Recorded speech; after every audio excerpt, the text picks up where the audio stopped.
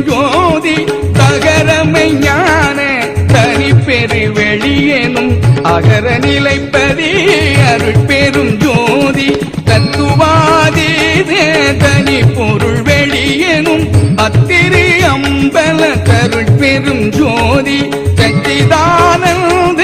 தனி பெற வெளியேனும் அச்சியல் அம்பல தருட்பெரும் ஜோதி